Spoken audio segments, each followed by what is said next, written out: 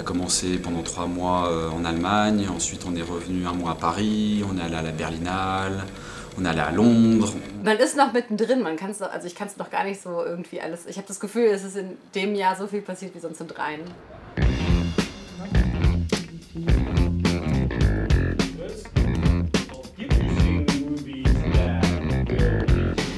Das Atelier Ludwigsburg Paris ist eine einjährige Fortbildung, die von der Filmakademie Ludwigsburg und La Femis in Paris getragen wird und richtet sich an junge europäische und auch weltweite Produzenten. Une formation continue, ce qui veut dire que les jeunes professionnels qui passent la sélection de cette formation sont censés avoir travaillé déjà, avoir une vie professionnelle dans le passé, d'1 an ou 2, et non pas des étudiants.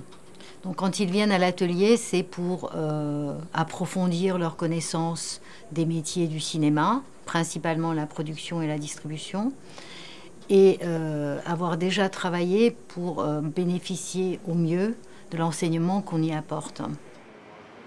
Es gibt gar keinen typischen Teilnehmer. Also es gibt Teilnehmer, die haben vorher Jura studiert, andere haben BWL studiert. Es gibt Teilnehmerinnen, die haben Philosophie absolviert. Aber was sie vereint, ist das Interesse für Film, und an diese Teilnehmer richtet sich das Atelier bis 30, und sie möchten gerne Produzenten werden, die im internationalen Rahmen arbeiten.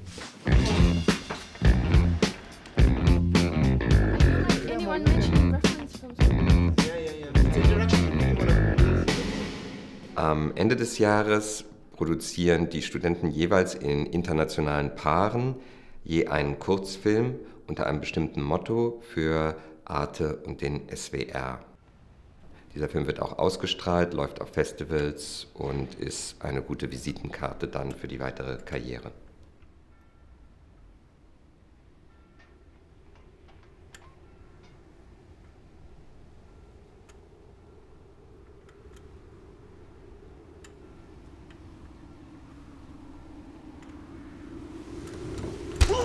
Ouais, c'était une très bonne expérience. C'était surtout une bonne expérience au niveau de la direction de production, le court-métrage.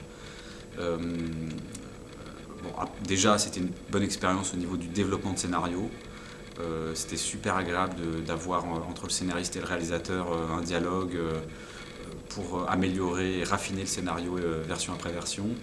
Et puis enfin, pendant le tournage, c'était vraiment en préparation, et pendant le tournage, c'était vraiment un travail de direction de production, gestion de budget, vraiment voilà, réunir l'équipe et puis assurer que tout se passe bien sur le tournage. C'était ça le gros du travail.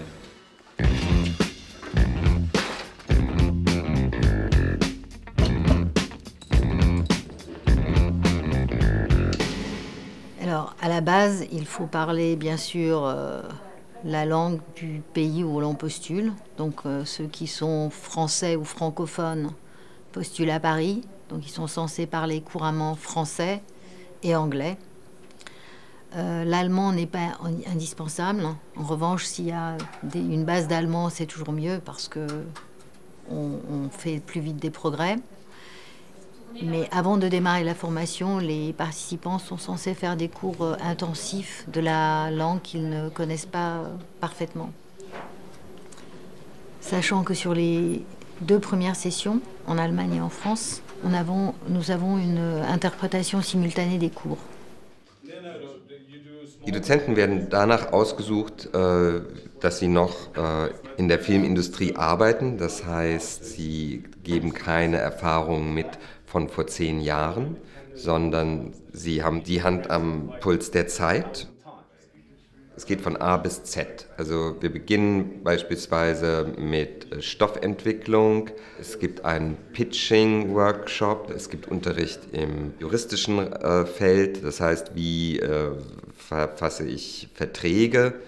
Es gibt Kamera-Workshops. Es gibt Gespräche über Regie. Und natürlich gibt es ganz viele Produzenten, die hier vorbeikommen und Case-Studies machen. Damit hört das aber nicht auf, sondern wir verfolgen das eigentlich von Anfang bis Ende, so dass es auch ganz klar Unterricht gibt in Verleiharbeit, in Weltvertriebsarbeit, Presse und Festivals.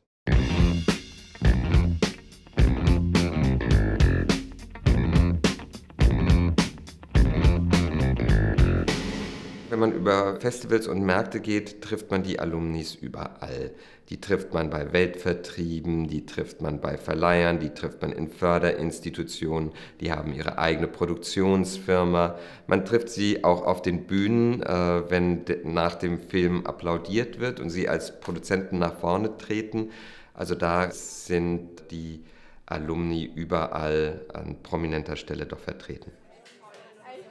Il y a trois réseaux principaux qui sont un peu abordés dans la formation. Il y a bien sûr le réseau avec les étudiants des écoles de cinéma, puisque la formation est gérée par 2 écoles de cinéma, celle de la Filmakademie de Ludwigsburg en Allemagne et la FEMIS en France et la National Film and Television School à Londres.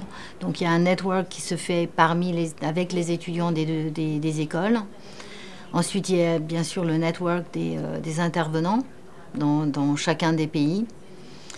Et le network des participants, des anciens de l'atelier, qui ont mis en place une association qui s'appelle Atelier Network, qui réunit tous les étudiants qui ont fait cette formation et qui se retrouvent 3 fois par an à Berlin, à Cannes et au rendez-vous franco-allemand pour traiter ensemble du sujet d'actualité et puis pour travailler ensemble, faire des films, des coproductions et faire en sorte que ce réseau est très vivant et très utile pour le métier qu'ils pratiquent plus tard.